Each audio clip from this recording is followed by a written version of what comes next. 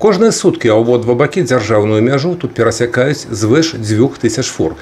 Часам і ў рэальным жыцці бывае, што сярод грузаў трапляюцца прадметы з перавышэннем норм радыяцыйнага выпраменьвання. Задача ўсіх служб, што ўдзельнічаюць у вывучэнні, адпрацаваць алгарытм сумесных дзеянняў. Пограничным комитетам передается информация на диспетчерскую службу органов подразделения по чрезвычайным ситуациям. Органы подразделения информируют всех заинтересованных. Это Центр гигиены, это Красный Крест, органы внутренних дел, Следственный комитет. И уже дальше идет целая работа всех уже в одном целом звене.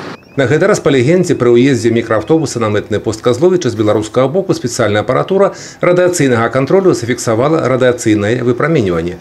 Сігнал адразу паступіў на пост дзяжурнага. Аўтамабіль тут жа быў ідэнтыфікаваны і памешчаны на спецыяльную пляцоўку. Першасныя кантрольныя мерапрыемствы правялі супрацоўнікі мытні і пагранічнікі.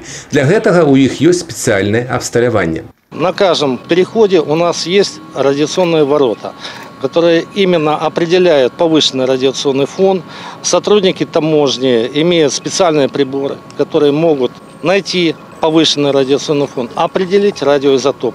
То же самое имеет и пограничная служба. Самый яркий случай, который можно привести как пример, это задержание на Верхнем Теребежове мороженой черники. Заявлено было мороженая клубника.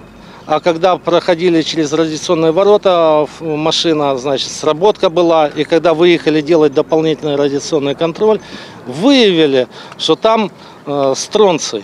Он не должен быть в клубнике. Начали досмотр.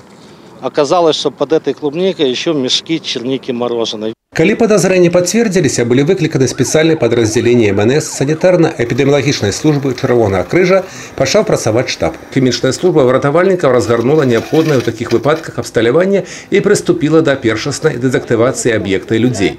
Кантроль за дзеяннем усіх служб быў складзены на супрацоўнікаў Брэсцкага зональнага цэнтра гігіены і эпідэміялогіі. Основная роль санитарной службы заключается в том, чтобы вовремя прибыть к месту случившееся в данном случае обнаружение источника ионизирующего излучения, оценить обстановку и, главное, посмотреть, правильно ли действуют все привлеченные службы с точки зрения, улучшая персоналом переоблучения. Значит, в данном случае они выставили правильную зону опасную, куда дальше никого не допускают. И вторая очень важная функция – определить, кто все же получил дозу.